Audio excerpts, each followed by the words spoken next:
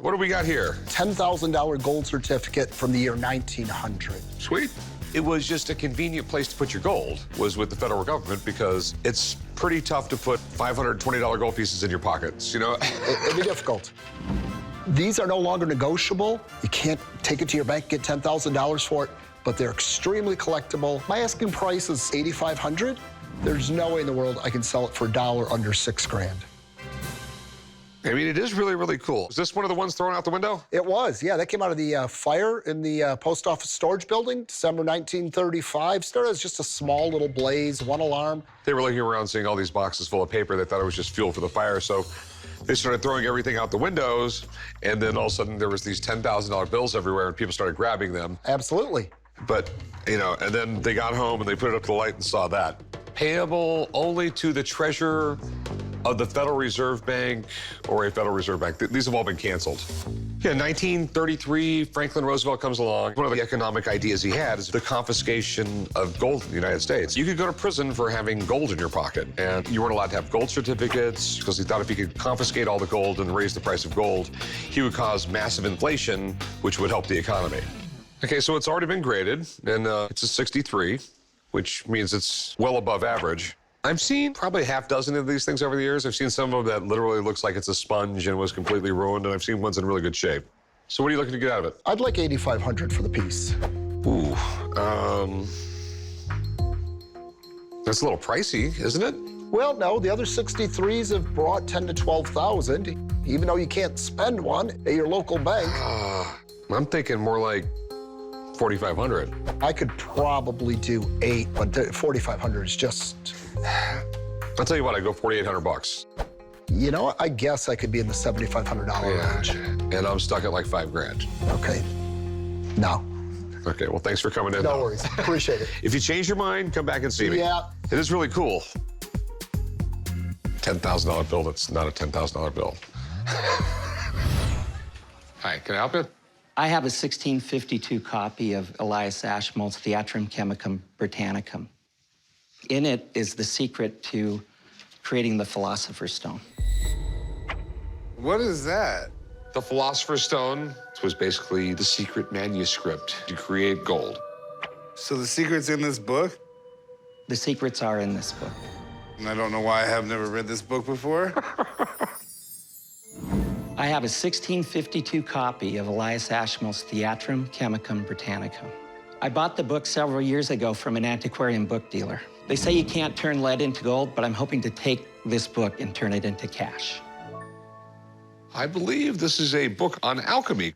What is alchemy? Alchemy is the art of transmutating metals. They figured if they combine the right ingredients, mercury and some sulfur and a little lead, if you come up with a secret to that, you can live forever and make gold. Or you died. So there's a formula that will help me turn things into gold inside this book. There's actually quite a few formulas. Sweet. I know a little bit about this book. I know this was a combination of a bunch of older texts that were translated into English. Technically, this book was illegal, and the practicing of alchemy when it was printed was a capital crime, because all the countries of Europe believed if you were actually able to come up with a formula for making gold, all the gold in their treasuries would be worthless. So there's also books on alchemy that the Catholic Church actually wrote down on a list. This is a heretical book. And I think the exact punishment for being caught doing alchemy at the time was to be hung from gilded gallows.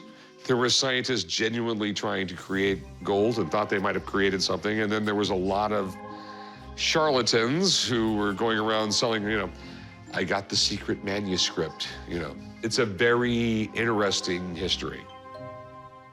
This diagram here contained the key to all the secrets that are in this book. Have you ever heard of The Ninth Gate? Yes. The movie with Johnny Depp? The folding diagram there is called the 12th gate. The 9th gate is a fictional reinterpretation of the 12th gate, which that is an actual illustration from. There's a lot of interesting things that are going on in that book. I think it's really, really cool. Uh-huh. How much do you want for it? I want $23,000.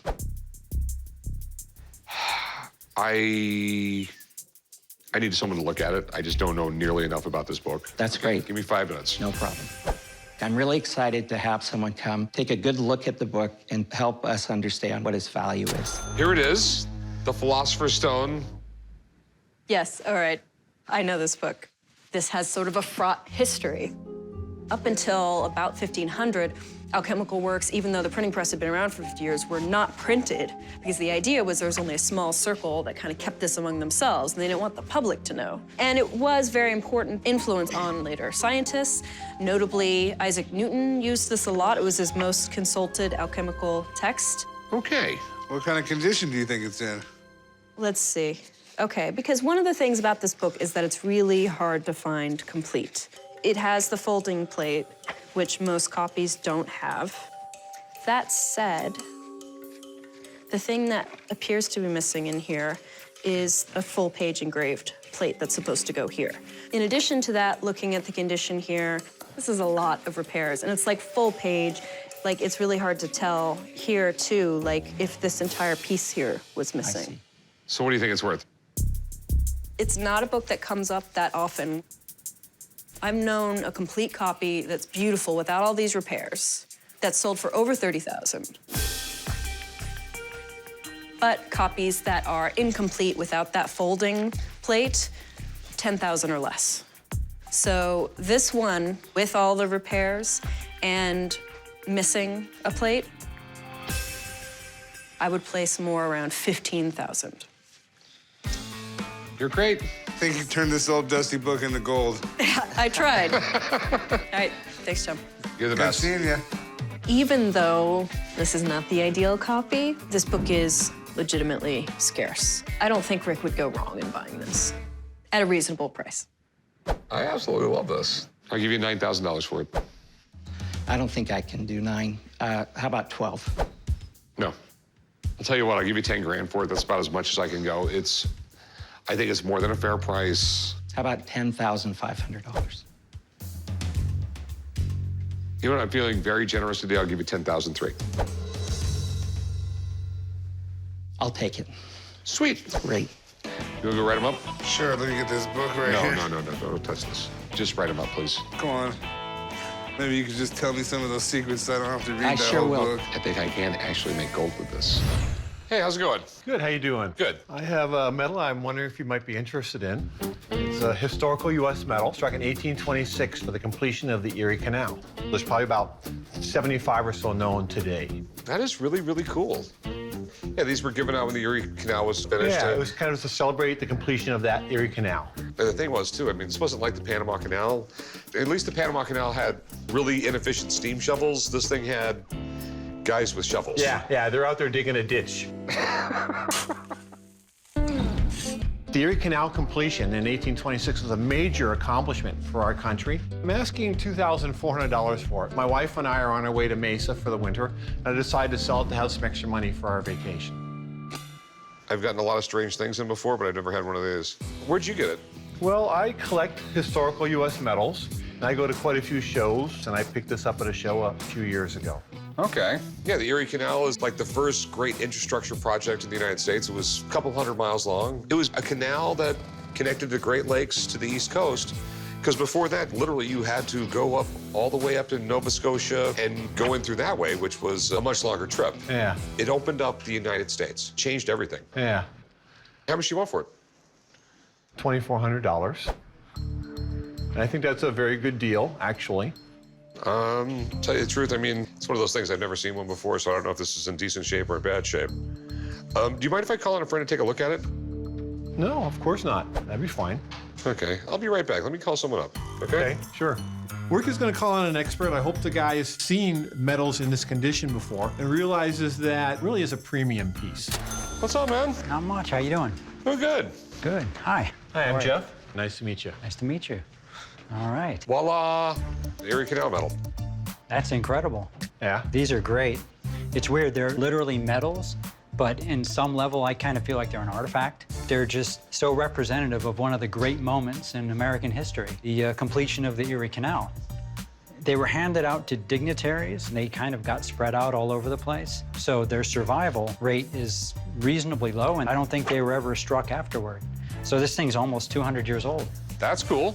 We have an inscription that says, Union of Erie with the Atlantic. And that sentiment is actually played out in this allegorical scene. You have Poseidon, who is the god of the seas. sitting next to Pan. He was a god of the woodlands. Okay. So, the big question, what do you think this thing is worth? This is a white metal, and the white metal are the lower echelon. A price that you could not go wrong at would be something in the neighborhood of $1,000. Okay. They do often trade in that price range, but those aren't metals really quite as nice as this one. It's in excellent condition. It's not the highest, it's not the lowest. This coin is somewhere in the middle, and it could be worth more to the right collector, but I think that would be a smart price. Thanks, man. Thank you. Congratulations. It's a Thank beautiful you. metal. Thank you. Thank you. I think it's a great coin. I love the history on it and everything. I mean, I love the story that goes along with it, but I'll give you like $800 for it. 800, well, I'm asking 2,400 for it. And I know your expert had an opinion, and I do know that they do sell in that price range, but you don't normally see this attractiveness on a typical metal. And he was talking more of a typical one. This is pretty special. You know what? I'll tell you what. I'll give you $1,000. It's the best I can do, period. I really would need closer to $2,000. You have to understand, I've been dealing with Dave for a year. I really trust his opinion. $1,000 is what I could do. Yeah, I think we're a little bit far off. I need at least $1,900. I take $1,900 for it. Yeah, it's not going to happen. But thanks for bringing it in. All right. I appreciate it, man. Well, I appreciate Rick's offer, but $1,000 is really just not a very fair offer, in my opinion. I'm sure I can sell for a lot more than that. Who knows? Maybe in Mesa, Arizona, where we're heading, I'll find somebody there that would be interested in picking it up. What do you got there? Hall of Fame WWE ring. It was issued to Paul Bearer. WWE, the sort of wrestling thing. Sort of wrestling thing. My kids thought it was the greatest thing in the world, and then I would tell my kids it's fake, and they'd go, "Shut up, Dad." This ring was issued to Paul Bearer's family. He was inducted into the Hall of Fame after he passed away. I became friends with the family over the last few years, and they gave the ring to me. I want to sell the ring today to get as much money as I can for me and the family that it belongs to. Paul Bearer, that was like the Undertaker's manager or something like that? Correct. They put like white powder on his face to make him really look macabre, and he had like an urn he walked around with. He with did, that. yeah, an urn, yeah. Right? An The urn. ashes, yeah. He would like throw it on the Undertaker, and all of a sudden the Undertaker got all strong, and it was some mysterious thing like that. And it was really fun to watch. It really was. I can't imagine the orthopedic bills. You know, because even though it's choreographed, these guys still really get hurt. They really have to work They're out. still breaking tables and breaking chairs, and yeah. Yeah, they get hit in the head with sledgehammers and just walk away. It's absolutely amazing. I think it's really, really cool. How much are you looking for? I want as much as I can get, but I think it'd be close to $22,000. No. I don't see that there. I've sold Super Bowl rings for less money. You know, I'd give you $4 grand for it. I've been offered more than $4,000 for it already. It's a weird thing, you know what I mean? Because, you know, I deal a lot in sports rings, but this is not a sports ring. This is a sorta sports ring. It's really neat that he's from the Hall of Fame and all these other things, and that's why I'm offering $4 grand, but I don't see anything more than that. Thank you for the offer. I'm going to hold on to it. Thanks, man. Thank you, sir. Sometimes you're better off to walk away. Hearing the offer of $4,000 made me want to pull out some WWE moves and throw somebody off the top ropes. I have a signed copy of Fear and Loathing in Las Vegas. I got it from Hunter S. Thompson. You got it from Hunter S. Thompson? How'd you do that? I actually spent a weekend with him in 1988. Oh my God, and you survived. I did survive.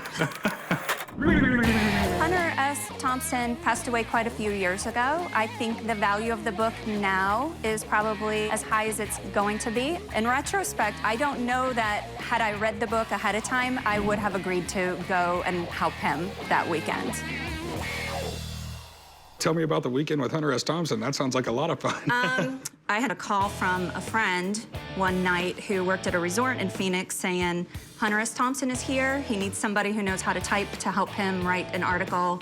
And in the course of about 48 hours, he got nothing written. He spent most of the weekend paranoid that somebody was out to get him.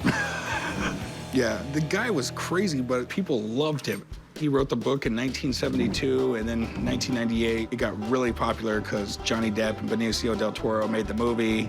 They rent a Cadillac. In the trunk of the car, they've got an obscene amount of drugs. Then he wrote like his whole manifesto on life and, barely turned in an article he was supposed to write. So he signed it? He not only signed his name, he wrote a little note to me. Beverly, thanks for the help in that eating white trash oil slick in the desert called Phoenix. Your friend, Hunter S. Thompson. Yeah, he really was one of those guys that just didn't care what anybody else thought. Hunter S. Thompson is legendary, and Fear and Loathing is considered his masterpiece. It's just the stories about a bunch of guys just having a crazy time in Vegas. I can kind of relate to it. So, do you have any idea of what you'd want to get out of it? I'm hoping maybe about $800. I have no idea. I have no idea what it's worth. To be honest with you, the book really isn't worth much itself, but the whole actual handwritten note and it being signed by him, I mean, that's really, really cool. I mean, I have no doubt that someone would want to buy it. I do have a friend, though, that runs a bookstore, and if there was anybody in the world that could tell me what it's worth, it's going to be her. Do you mind if I give her a call? Not at all. I'd actually like to hear what she has to say also. I'm the furthest thing from a book nerd, but I love Fear and Loathing. And if everything checks out, I'm gonna have a real tough time not buying this thing. Fear and Loathing in Las Vegas. And it looks to be an inscribed copy. It is. Hunter Thompson said that he got into writing because it was the only thing he was good at, because he said there was no drug he'd ever experienced that compared to the high of sitting at a desk and writing. So he was completely dedicated to his craft. He created a style of journalism known as gonzo journalism. It's not about the story itself, but it's about the process of getting the story that he likes to talk about. Yeah. Hunter S. Thompson is pretty well known in the literary world. His prose is in some cases as good as or better than some of the great 20th century writers. Well, quite frankly, the book, it's a paperback. You could buy that online for $5. There's no collectible value in the paperback itself. It is really about the signature and the inscription. One of the great things about Thompson is that he's not the type of guy to sign best wishes. You've got that long, bizarre inscription. That's the type of thing he does. And one of the things that you see with him a lot is he signs with his initials instead of a full signature. So this is pretty typical for Thompson. His H, it always looks like this W with this big loop. So the inscription is definitely real, which you knew. I would say that the retail price for it would be between $400 and $500. That is a lot more than I thought you were gonna say. I appreciate you coming in, Rebecca. Thank you. My pleasure. Nice to meet you. Originally, I was hoping for maybe $800, but I really didn't have any good idea what the book was worth.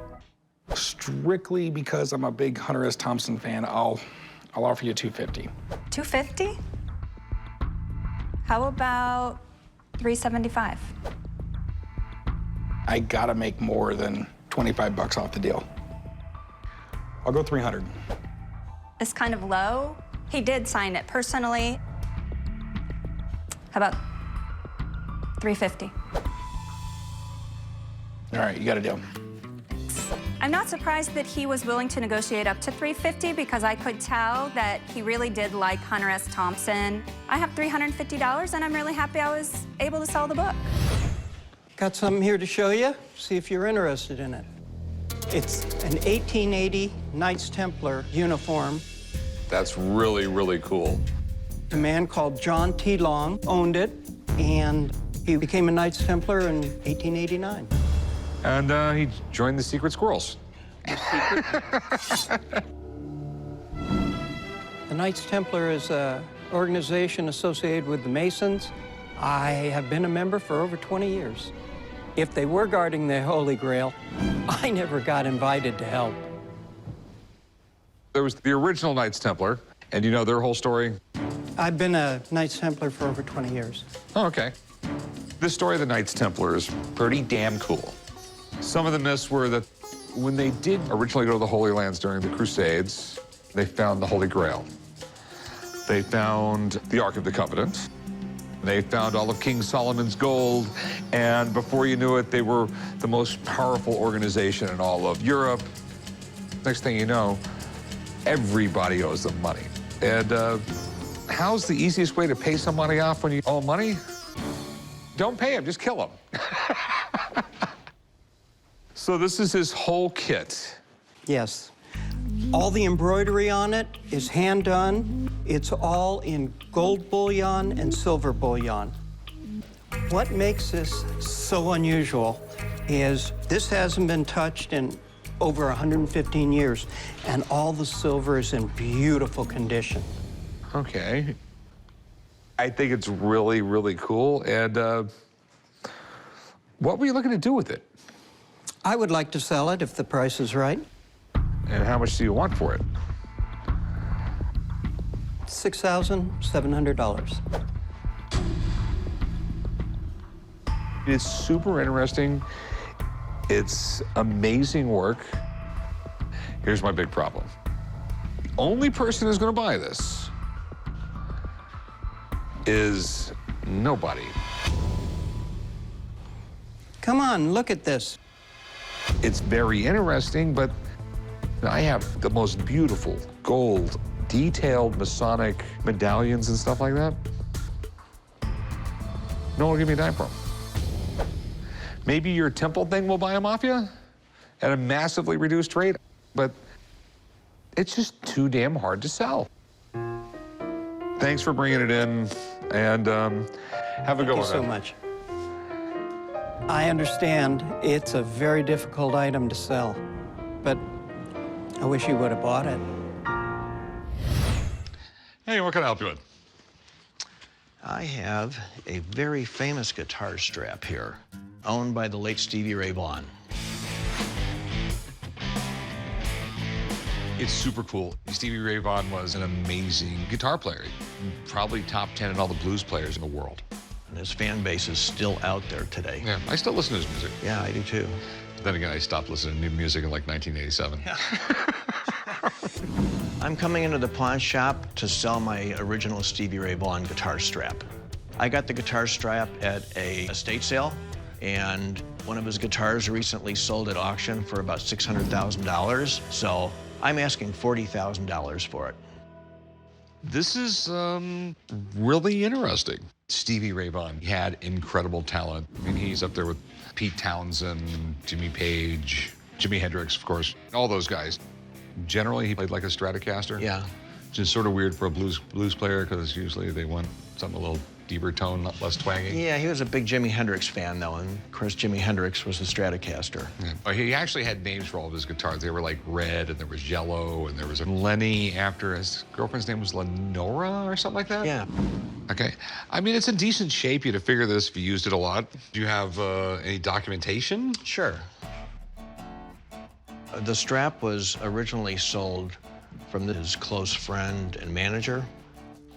1978, SRV strap, owned by Stevie Ray Vaughan.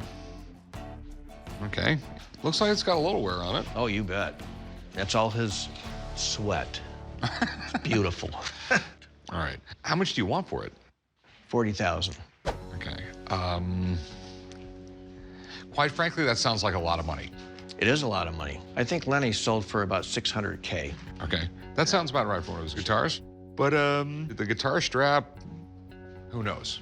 So I'm going to get my buddy to take a look at this thing. Rock and roll memorabilia is his business. Okay. I'll be right back. Once you start getting further and further away from the instruments, the price sort of drops off a cliff. We're going to have to do a little more digging. Warwick. Hello, Rick. You called? Yes. Oh, I know what that is. Yeah, it's the Stevie Ray Vaughan signature guitar strap.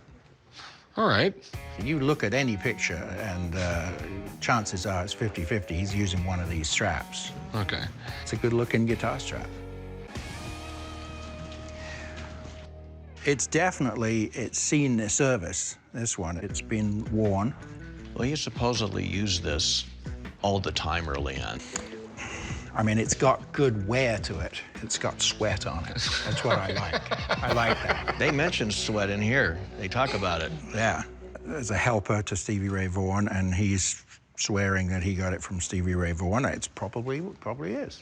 So did Stevie play with this one, or? He played with one that looked just like it.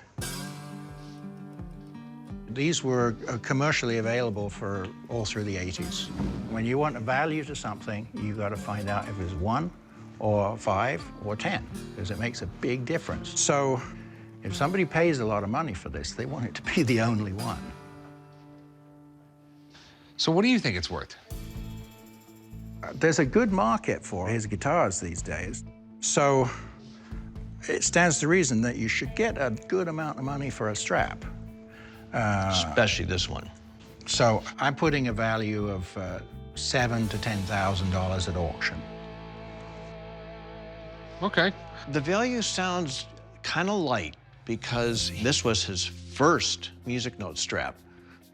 It may be the first one, but it's the first one of several. And there's no real proof it's the first one. I appreciate it, man. My pleasure always. Thank you, sir. Thank you.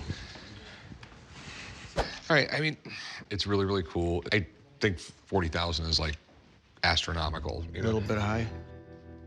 I'd give you $4,000 for it. That's a little short. People don't spend those big dollars unless it's a guitar. Nothing like this has ever been out there though before. $4,000. That's what I could do. I would love for it to be worth 40 grand, but it's not. 35,000? No, $4,000. I can't go that low. If you change your mind, come back and see me. Okay. I appreciate it. Okay, thanks. Got this painting for you. It's a Jim Daly painting. That's really, really cool.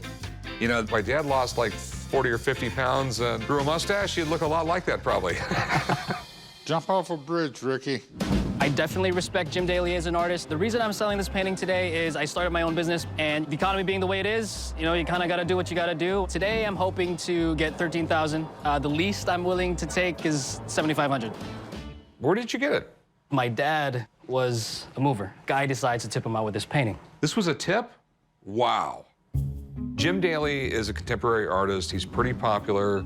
Some of his stuff does go for decent money. He paints Western-themed things, farm scenes, things like that. It's well painted. The hands look really, really good. You can always tell a really good artist is if he can do hands correctly. Another thing I like about him, he's not a pop artist. You can look at like pop artists from like the 90s and you're just going like, it's so 90s. Yeah. Things like this, they hold their value a lot better. Is this a print or a painting? It's a painting. I mean, there's a, on the back, you got his thumbprint and his signature on it.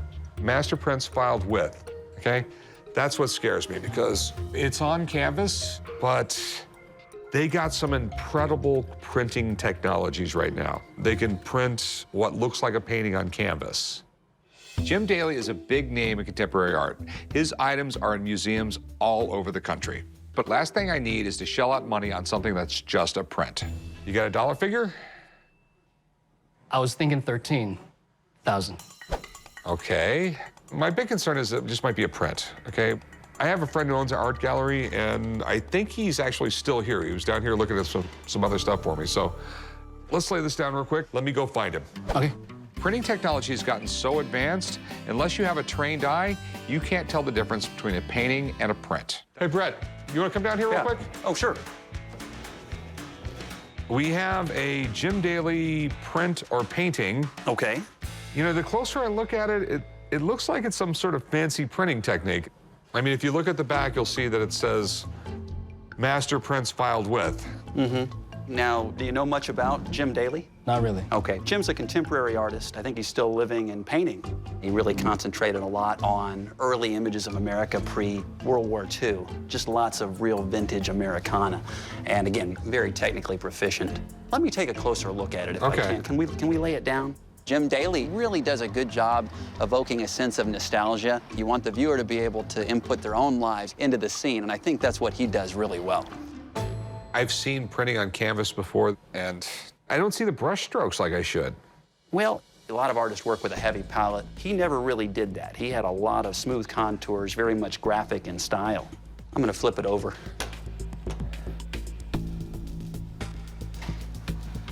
Well, I'm just looking here. You can see areas where the paint's kind of run off the edge. Now, Mr. Daly got his start with a company called Aaron Brothers, which actually is a pretty prominent frame company. They do a lot of custom framing and some fine art throughout the country, and he was one of their original artists. I believe what this is just some sort of registry, because they did publish a lot of his pieces. So tell me, is this a print or is this a painting? This is an original. I think it's a one of a kind. You see quite a few areas on the canvas where the paint has wrapped around, which indicates to me that that's an original. It's a vintage piece. It's a nice example of an established artist's work.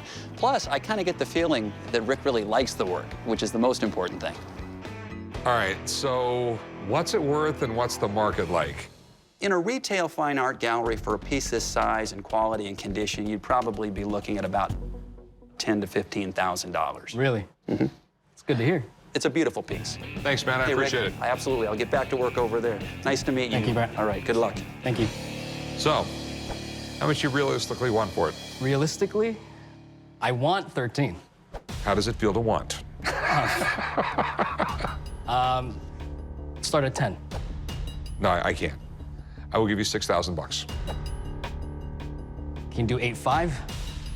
No, I can do 6. Very small portion of the population can afford to spend $8,000 to $10,000 on a painting, okay? This is gonna hang around for anywhere from 1 day to 5 years. But it's a one-of-a-kind piece. Yeah, and I have lots of those all over this place. Could you do 7.5? I'll go 6,500.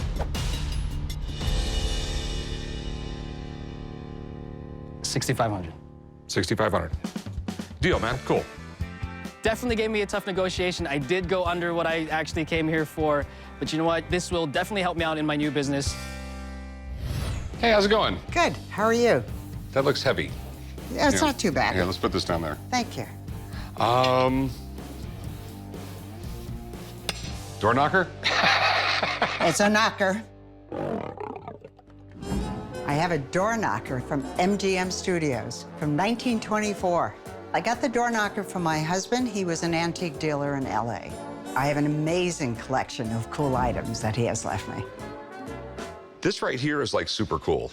It's his property of MGM Studios, Culver City. Okay. And it was designed by Lionel Reese in 1924.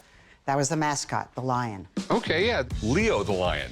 I think it was in the 1920s or maybe early 30s. There was a plane crash down in Arizona in the desert, and the lion was on the plane. Wow. And the pilot went and got help, and the lion was still alive. And so after that, the lion's name was Lucky Leo. Lucky Leo. Yeah. I have to remember that. But everyone knows the lion at the beginning of the In movies. the movies. And even in the silent movies, they had the lion. And so it was a big deal in like the late 20s when they added sound to the lion roaring. Yeah. MGM stands for Metro Goldwyn Mayer. Yes. They've had a really incredible history. They really have. I'd say it was the #1 iconic one, right up there with Paramount and Columbia and at one time RKO Pictures. Oh, I forgot about RKO. Right. If you've ever been on movie studios, you watch on television, you think it's all glitz and glamour at a movie studio. No, it's just regular office buildings and stuff like that. A door knocker like this would be on like a really high executive's door. It wouldn't be on just a normal door. I mean, and they didn't make stuff like this for movies. No, I think they had them on the gates outside. Okay. So I'm glad you like it. Okay, so the big question, how much you want for it? Well, I saw it at auction for $2,000 to $3,000 a few years ago. So I thought since you have to resell it, I would offer it at $950. I'm sure I can resell it. It is a little ostentatious. So is Vegas. Yeah. Oh, did I say that? Can I give you $800? I'm just not sure what I'm going to get for it. So how about if we meet each other, what's halfway? $860? How about $875? Okay. How about $875?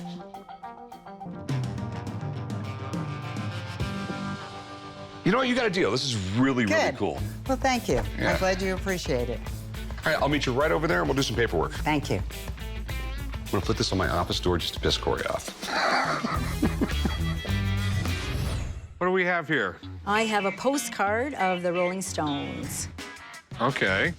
And actually, it is signed by all 5 of the original members. That's really, really cool. Daddy was a Rolling Stone, huh? No, it was Papa was a Rolling Stone, and it was a completely different artist. Why are you here to ruin the party? When I got the picture, I was excited because I was a fan of the Rolling Stones. I really have no idea what it's worth. I've seen things that they start at $300, up to $3,000. I'm just keeping my fingers crossed that maybe it's the $3,000.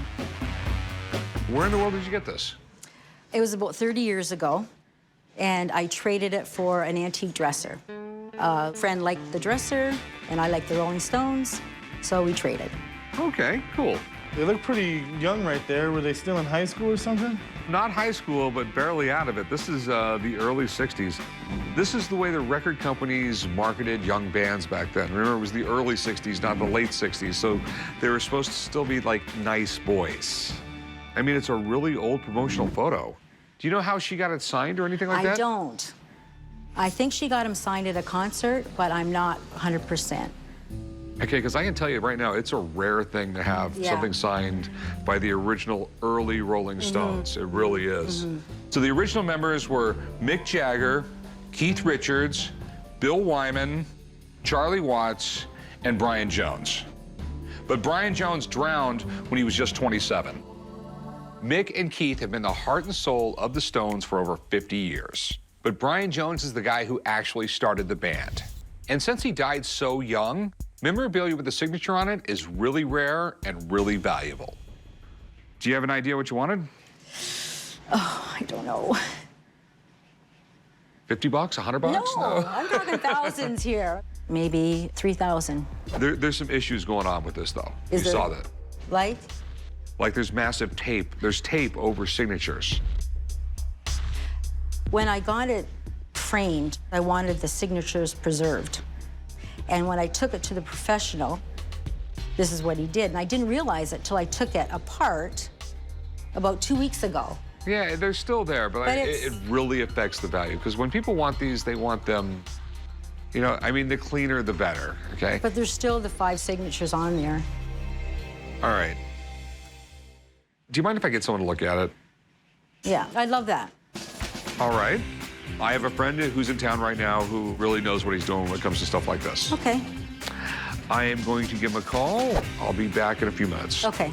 I'm excited that we're finally gonna find out if this is real or not. It's been a mystery for 30 years.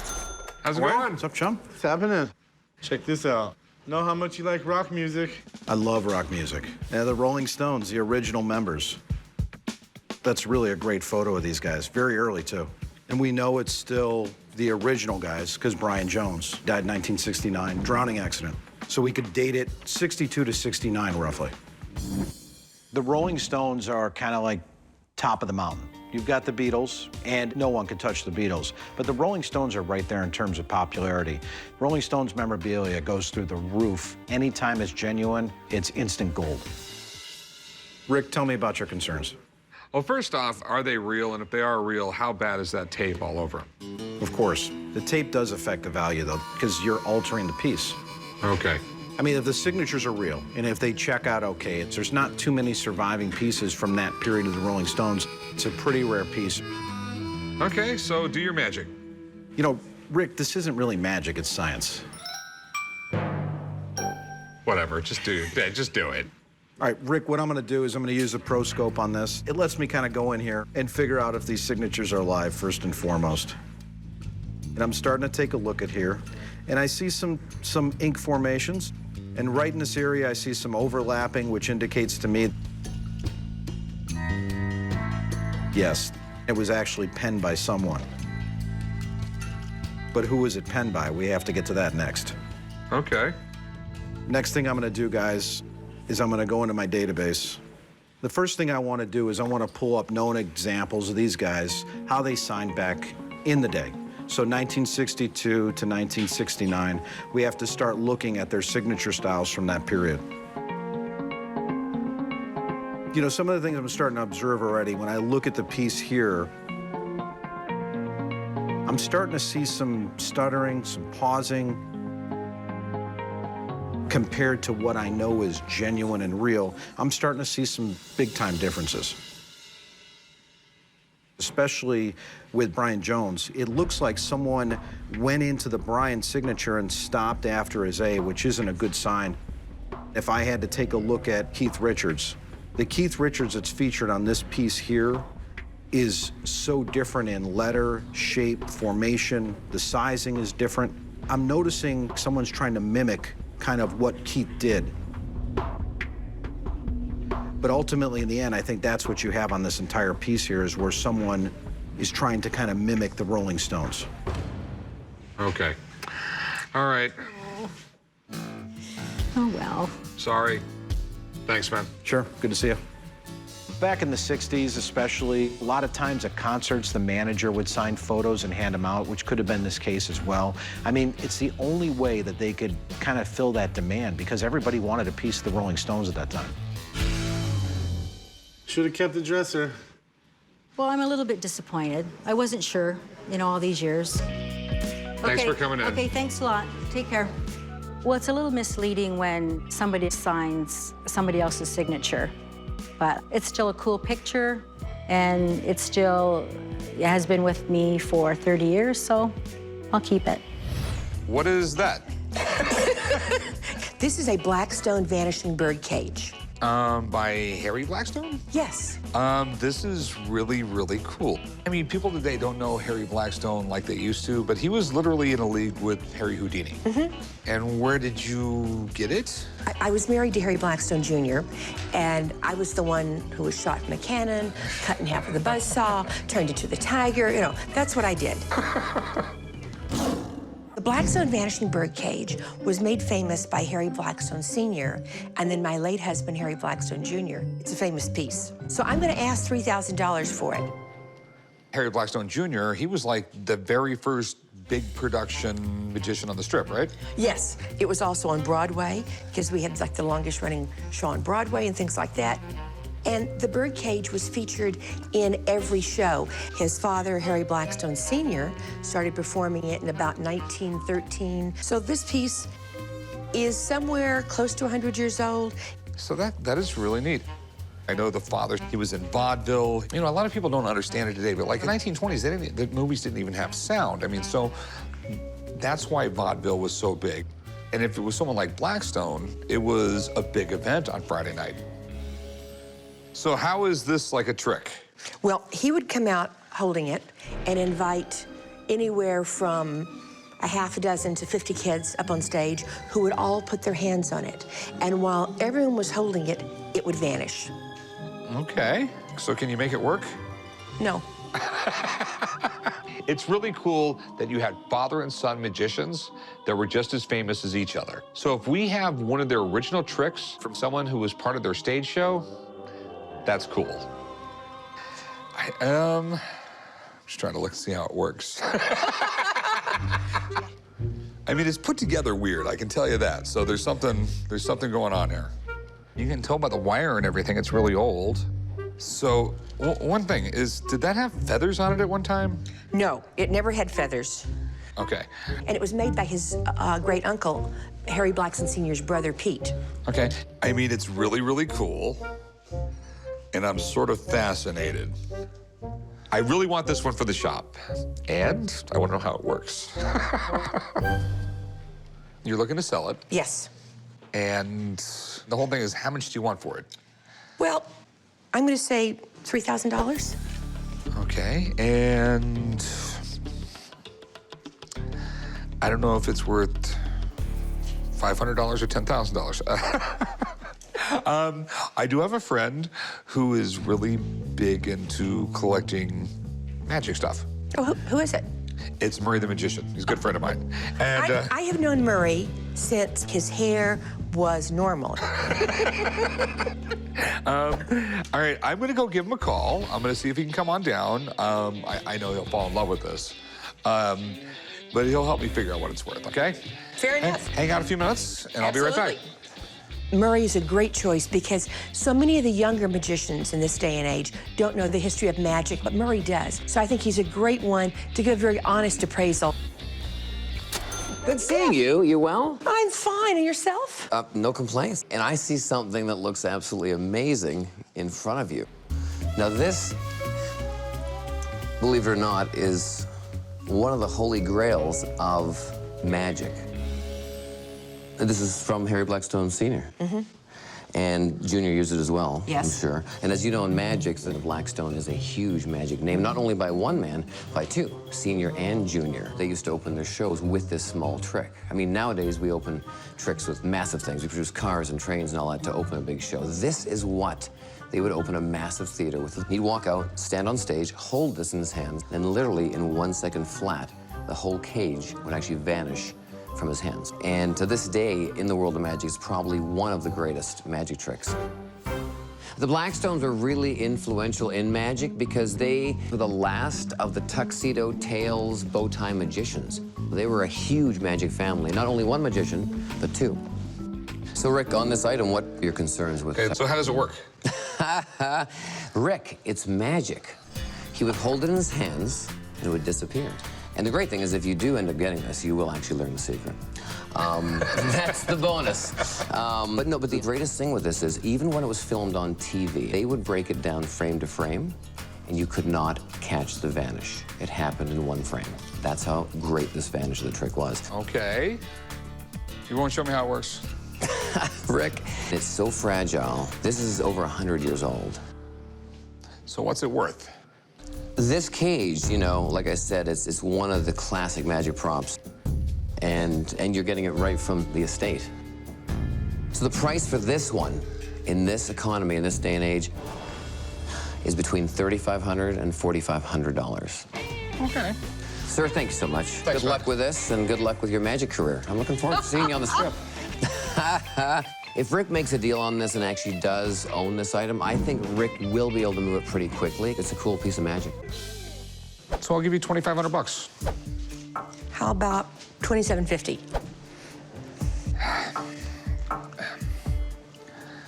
It's a specialized thing. It takes a long time to sell it. Will you take $2,600 for it?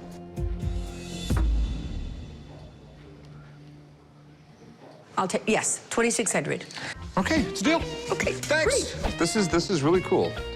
If I just can't make sure some of my employees don't screw up something fragile. This is such a cool historical item. I'm glad we got it for the shop. You never know, maybe I'll join Murray's magic show. Our hair doesn't exactly match, though. You again. Me again. What's up, man?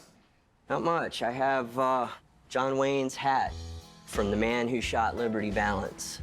This is John Wayne's hat. It's John Wayne's hat. From Liberty Valance. One of the most iconic movies, in my opinion. I mean, it had some stars in it, too. I mean, this was full, big-time stars. It was James Stewart, John Wayne, Lee Van Cleef, Lee Marvin. Those four together would kick the ass of anybody in Hollywood right now. I bought it from a big collector. He didn't want to sell the hat, but I brought out a briefcase full of money. I said, what's your crazy number on this? I had to have the hat. Hollywood just does not make movies like that anymore. Well, maybe Quentin Tarantino. Am I allowed to say that? All right, it's pretty damn interesting. It was a cool movie. I mean, you're talking 1962. Jimmy Stewart and John Wayne, at this point, they're icons. They're in the top 5, period. They're the Matt Damon and Leonardo DiCaprio of their day. You know, Yeah. The greatest thing about this movie is the lines that came out of it. Exactly. When you think of John Wayne, what phrase do you think of him saying? It'd be Pilgrim, which is from Liberty Valance. Exactly, and he was wearing this hat in the scene where he first used that word. That is really, really cool. John Wayne had so much tough guy swagger that his movie lines are legendary. And think about it, it's been up to 70 years since some of his best films came out, and people still love him. So where exactly did you get it? This came from a guy named Nick Polidorus, who worked at Paramount Studios, and he was a friend of John Wayne's, and after the production of the film, he gave him the hat. So I have a notarized letter here and a statement from him. So did you buy it off this guy? No, I bought it off another collector who bought it off this guy. Okay.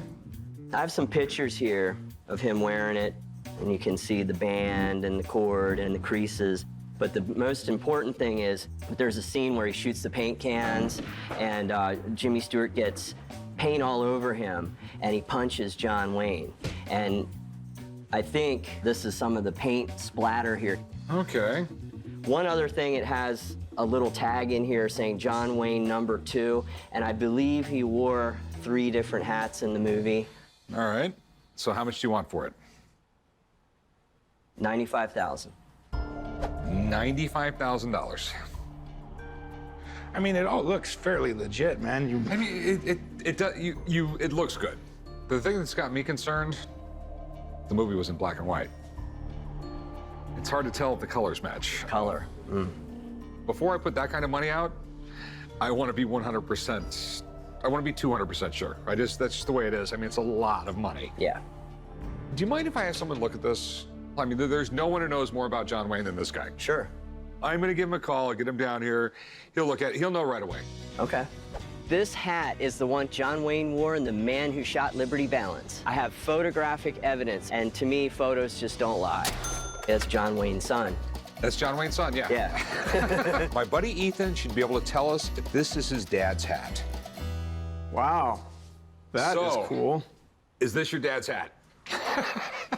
Well, it looks like my dad's hat. Liberty Valance is a great movie. My dad was at the top of his game in that movie. I mean, he looked good physically. He owned that John Wayne thing that he had going on. Why can't you be somebody cool like John Wayne? Hi, I'm Corey. My dad's just a pawnbroker. I'll tell you something about my dad. He always had fun. If my dad was with his friends and they were joking around, you know, he may throw out a line from a film like, whoa there, Pilgrim, or, you know. It looks really good. It's got this ring around. It's got a really good matching hat band, and the color's good, and the shape is good. One of the things that I liked was that this was a hat that would have had a dent in it, and they made these creases, and in all the photos you see, the creases, the original crease, matches up. It still stays there. You can't get rid of that original hat maker's crease, and every photo, it's there. And of course, there's the scene where he shoots the paint can. I believe that's probably a paint stain. I remember seeing like a speck or two on the back, but I certainly don't remember something that big. But there could have been other takes as well, possibly. Yeah, and there's, you know, there's multiple hats that it doesn't look the right size to me. It looks a little small. If he was wearing this hat, he would have had to really get it on there, and you see it's way down to his brow in that photograph. Mind if I put it on? Okay. It should, you know, go down to my ears. Hey, Dudley Do-Right, how's it going? That's a problem. I think he wore a 7 3/8. I'm about a 7 1/4. Hats typically don't shrink, but that's awfully small. So that and the size of the brim is a bit questionable to me, and also that it looks so perfect. So there's a maybe. It's a maybe. So I can't definitively say yes or no to either one of you. I'm skeptical that I've just never heard of hats shrinking. They shrink. Okay. Some of the ones in my archive certainly have.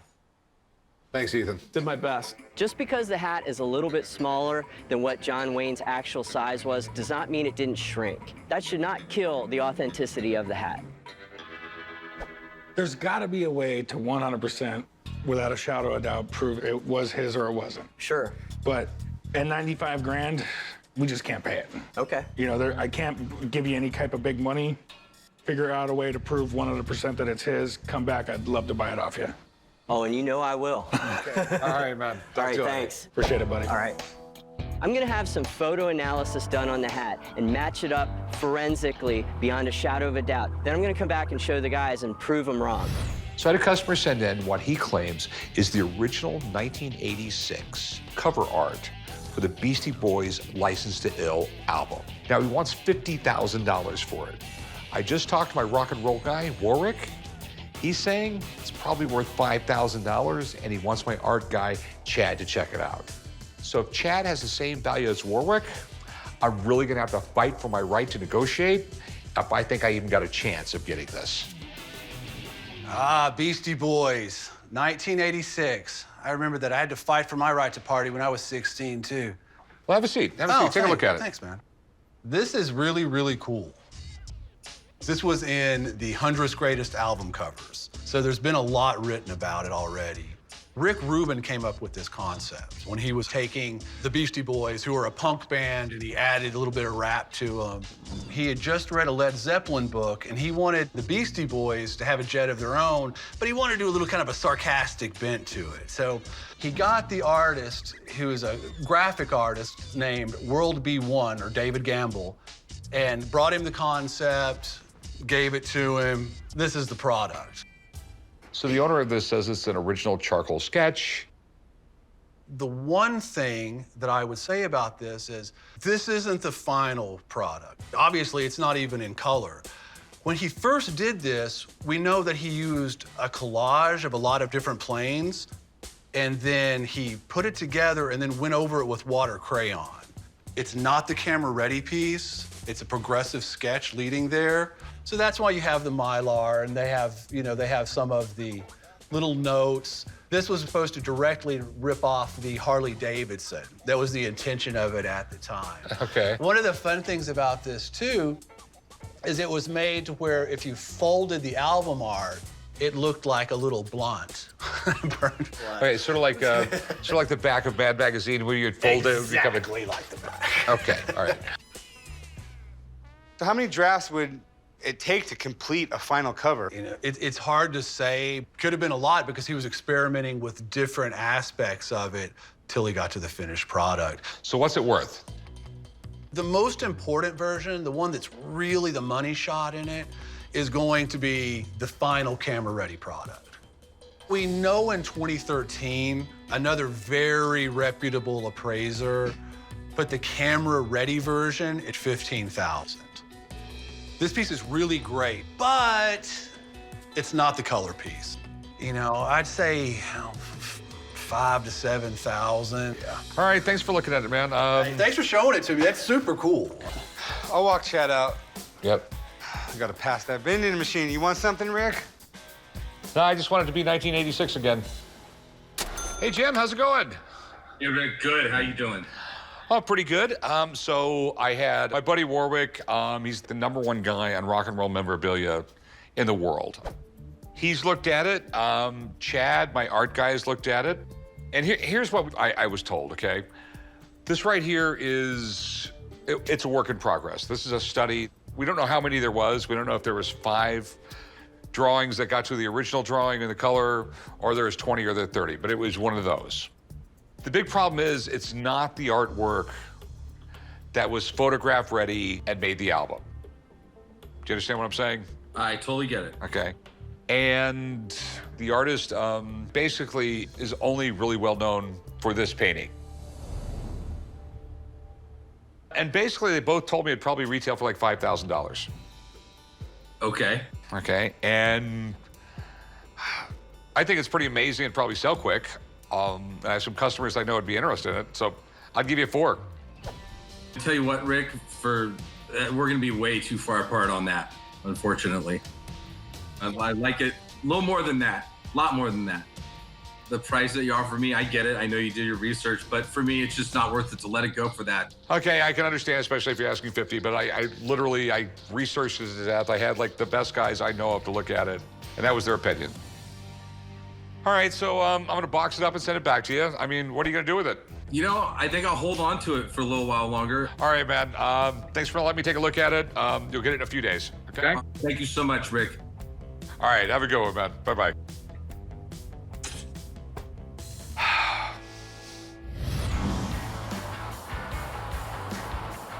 I'm down at Murray's Theater. This is where he does his magic show. He called me down because one of the people he works with has something he wants to sell me. So I'm down here to see whatever this item is. We know we're in the right spot because it says Murray right there. And Chum wants to learn magic. Does it make you feel like a star? Makes me feel like a groupie. We're going backstage. Murray! Hey, buddy. Hey, there you are. Good seeing you. Welcome backstage. How you doing, chum? What's up? This is Eric, my showroom manager. Hey, how are you? You How's run it the going, showroom? dude? Eric has a super cool item he thought you guys might like. Where's it at? I got it right here. There we go. What is this thing? This is actually a magician automaton doing a cups and balls routine. Cups and balls is actually one of the oldest magic tricks in the world. So what was the point of this thing? An automaton is basically the first robot of our time. Yeah, I'm just waiting for the day a robot can take over Chump's job. A robot could never do my job, Rick. Robots are efficient. There's logic there somewhere.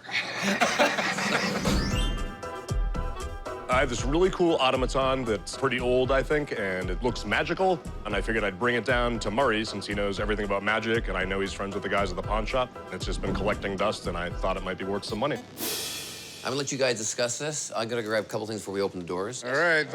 Thanks, Murray. Don't be pulling no magic without me. I'll try not to. It's really, really cool. Where'd you get this thing? My grandfather brought it back from Europe after World War II, and it sat in an attic in my grandmother's house forever and ever. So how does this thing work? It's clockwork. It's got a wind-up mechanism. There's rods and gears in there, and it's also got a little music box in there. In Europe, it was really popular all the way back to the 16 and 1700s to have watches with automations on them where little figures would do stuff on the face of the clock. This is the same thing. So does it work? I've actually never turned it on because I was afraid to break it. Can we try it out? Yeah. It's pretty simple how they worked. You wind it up like a music box. Wow. Oh, that is cool. It switched That's sides. deeply cool. Wait, you recognize that song? Here Comes the Bride? Yeah, you've heard that a few times, right? Well, it works really good, but it looks pretty dirty. You know, it's kind of like breaking apart. It's real dusty. I'm assuming it's right around 1900, and that's the original silk. In the late 1800s, early 1900s, in the manufacturing process of silk to make it really, really shiny, they used mercury. But over the years, this happens to the silk. It starts breaking down because of the mercury. Yeah, it's all deteriorating. So it's really, really cool. I've never seen this particular one before. So what do you want for it? I think around $2,000 would be a pretty fair price. Okay. I have no idea how much this is worth. Let's get Murray back in here. Yeah. He'd probably know a little bit more about it than me. Yeah, for sure. Murray! Did you turn this on yet? Have you guys had a look? Yeah, it's absolutely amazing. Have you ever seen this particular one? No, but automatons were luxury items. They're not kids' toys. These are in estates and really high-end, rich kind of homes. Way back in the 17th, 18th century, 19th century, they're real serious works of art. We haven't taken this apart, and you'll see inside here. If you look at the back, this is really interesting. On this little dial, it says Rug. And Rug is Charles Rug. He was one of the pioneers that invented music boxes in St. Croix, Switzerland, around 1865. So that's super cool. If we turn this on now, guys, you'll see the actual combs start playing. In the legs of the doll, you'll see the wires in here going up and down. So this is what triggers the hands and then triggers the actual table. It looks like it does 3 or 4 different motions, because you know with these, the more motions they do, the more they're worth. The cool thing about this is it's all original. Okay. How much do you think this is worth? This, because of its originality, it works really well, and it's in really great shape. I would value this at $5,500. Really? Yeah. Wow. That's a lot more than I thought it was going to be worth. Well, there you go. Sorry, Rick. You guys want to talk about the price and you want to see the magic trick? I'll show you something like this, but in real time. Yeah. You know I got stage fright. Well, this should be fun. So, would you take $3,000 for it? I think that's way too low. Considering what Murray said, would you do 48? No. I mean, I own a business. There's a million and one expenses. I'll give you $3,300. Would you go up to 4? No.